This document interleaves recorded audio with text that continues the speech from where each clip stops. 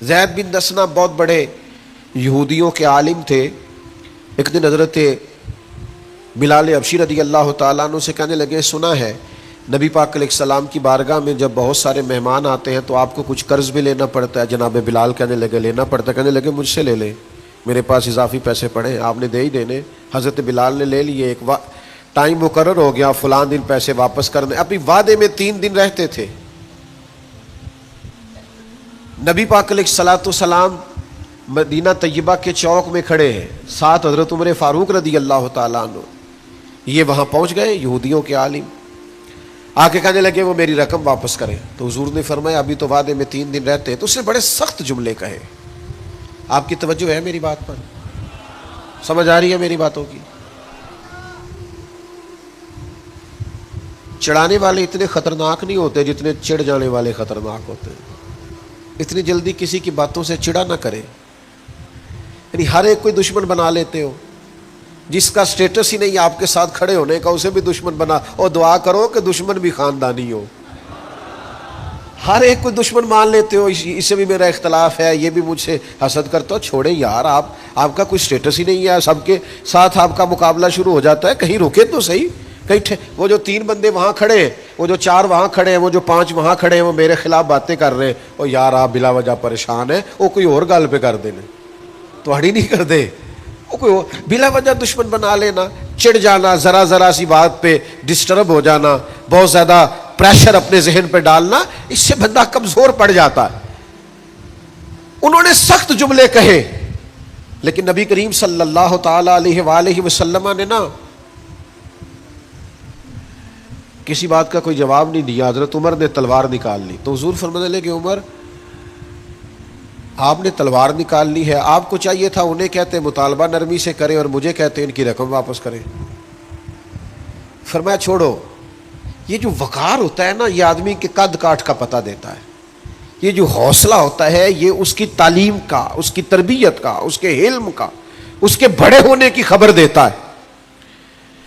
حضرت عمر سے حضور نے فرمایا چونکہ انہوں نے اب پہلے مطالبہ کر لیا ہے تو ہم ایسا کرتے ہیں پہلے ہی پیسے دے دیتے ہیں.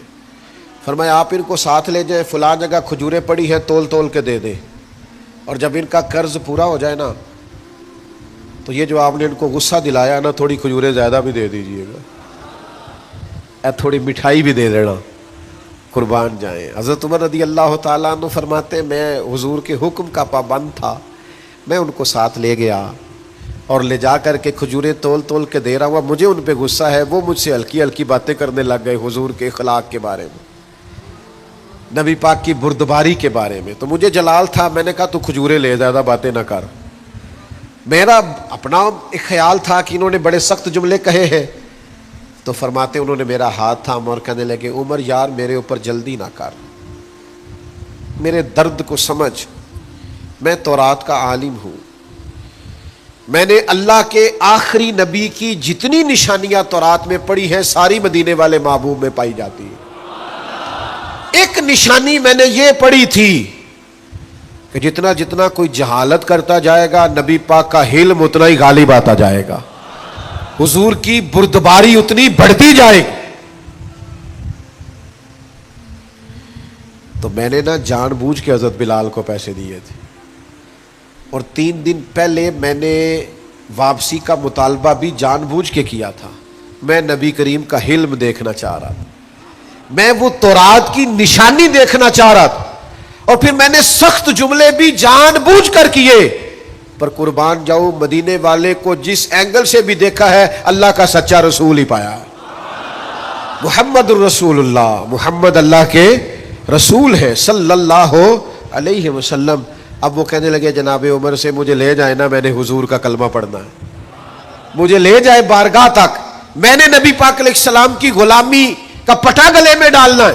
تو میرے بھائیوں نبی پاک علیہ السلام کی بارگاہ تک رسائی پائیے, حضور کی عالی مرتبت بارگاہ کی طرف اپنے آپ کو لے کر کے جائیے. آج اگر ہم اطمینان چاہتے ہیں ذہنی طور پر بھی, قلبی طور پر بھی, روحانی طور پر بھی, فکری طور پر بھی, تو ایک ہی راستہ ہے, اپنے آپ کو حضور سے وابستہ کریں. ہم جس طرح کی آزمائشوں کا دن رات شکار ہے, اور جس طرح سے ہمیں نئی نسل الجھی ہوئی، بے چین، بے قرار اور مضطرب نظر آتی، اس کا کوئی اور حل نہیں ہے، اس کا ایک ہی حل ہے کہ مرنے کی طرف دیکھ، نہ جینے کی طرف دیکھ، جب چوٹ لگے دل پہ تو مدینے کی طرف دیکھ۔ اپنا تعلق حضور سے جوڑیے، اپنا رشتہ نبی کریم سے جوڑیے۔ میں آپ کی خدمت میں عرض کروں گا، وقت نکال کے درود پاک پڑھا کریں، وقت نکال کے حضور کی سیرت کا مطالعہ کیا کریں، ٹائم نکال کر کے نبی پاک صلی اللہ علیہ وسلم کی نعت شریف کو پڑھا کریں، وقت نکال کر کے حضور کی بارگاہ کی طرف بڑھا کریں۔ جب تک ہم یہ سارے کام نہیں کریں گے اطمینان نہیں پائیں گے، اور پھر جیسے جیسے حضور کو پڑھو گے، نبی پاک کو سنو گے، دین کی صداقت سمجھ میں آئے گی، آپ کو سمجھ لگے گی کہ آپ اس دین کے ماننے والے ہیں جو سب دینوں پر غالب بھی ہے، سب سے سچا بھی ہے، سب سے کھرا بھی ہے، اور سب سے زیادہ نکھرا ہوا بھی۔